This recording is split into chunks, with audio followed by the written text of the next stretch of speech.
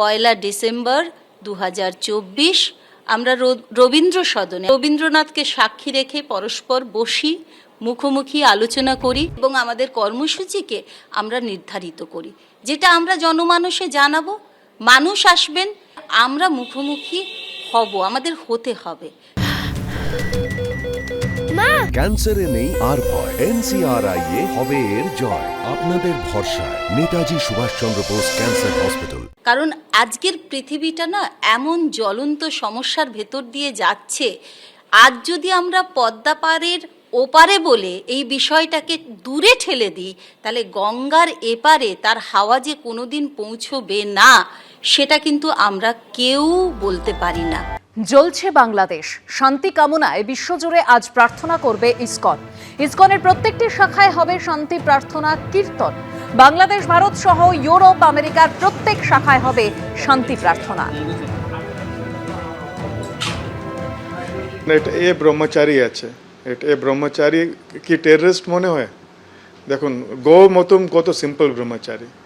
ও খালি ওর দোষ তো খাবার নিতে গেছে, খাবার দিয়ে আসছে, ওকে তুলে নিয়েছে। তো বলুন, আমাদের যে ব্রহ্মচারীরা এত সেবা করে, এটাই আমাদের দুঃখ লাগে। 3 জন ব্রহ্মচারীকে গ্রেফতারও করা হয়েছে, 17 জনের অ্যাকাউন্টও ফ্রিজ হয়েছে। বাংলাদেশে হিন্দুদের ওপর লাগাতার আক্রমণ চলছে, সেখানে কড়া বিবৃতি দিয়েছে আরএসএস।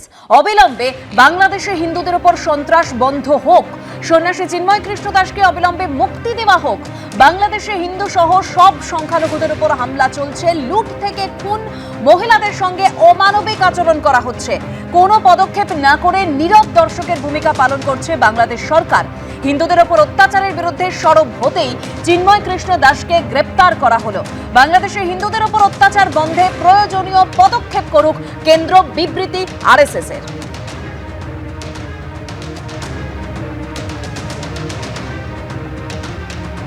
এই অশান্ত বাংলাদেশ থেকে দেশে ফিরেছেন প্রাণ হাতে করে। চোখের ওপর দেখেছেন পড়শি দেশে কিভাবে সংখ্যালঘুদের ওপর অত্যাচার চলছে। নিজেও ভয়াবহ অভিজ্ঞতার সাক্ষী হয়েছেন বেলঘরিয়ার সায়ন ঘোষ। 23 নভেম্বর ব্যক্তিগত কাজে ঢাকা যান সায়ন। 26 তারিখ ফেরার কথা ছিল। সায়ন জানিয়েছেন 25 তারিখ বন্ধুর সঙ্গে কেনাকাটা করতে বেরিয়ে শুধুমাত্র ভারতীয় এবং হিন্দু পরিচয় পেয়ে কয়েকজন তার উপর হামলা চালায়। কেড়ে নেওয়া হয় মোবাইল ফোন, মানি ব্যাগ। ছুরি নিয়ে হামলা চালানোর পাশাপাশি ইট পাথরও ছোড়া হয়। সহযোগিতা তো করেইনি, উল্টে অভিযোগ জানাতে গেলে হেনস্থা করেছে বাংলাদেশ পুলিশ। গতকাল দর্শনা হয়ে গেদে সীমান্ত দিয়ে কোনো মতে দেশে ফিরেছেন বেলঘরিয়ার যুবক, তবে এখনো তার চোখে মুখে আতঙ্ক।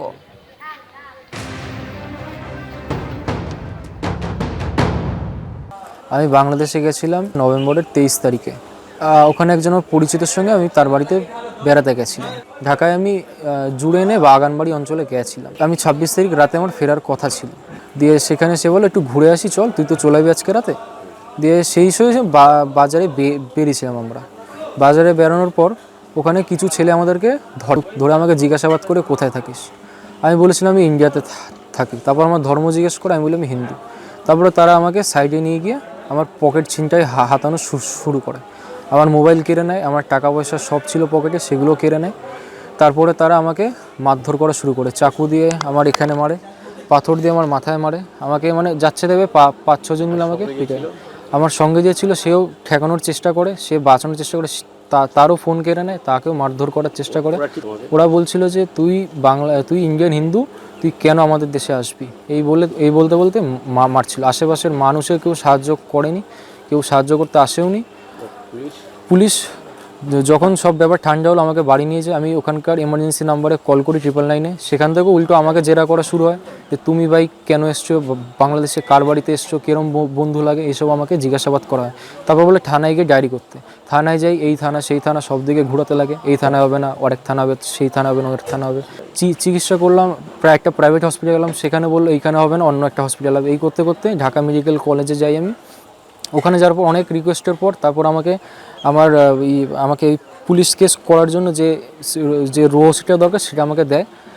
তারপর আমার চিকিৎসা করে ওখানে কোনো রকমভাবে অনেক রিকোয়েস্টের পর পুলিশ কেস হয়নি। আমি পরের দিন সকালেও চেষ্টা করেছিলাম করার, কিন্তু ওখানকার এলাকার কিছু নেতারা, উকিলেরা, ওরা এসে ওই আমার ওই পরিচিতের ফ্যামিলিকে প্রচণ্ডভাবে শাসায় যে আমি তো কেস করে চলে যাবো, তারপর তোমাদের কি হবে, তোমার ছেলে আছে।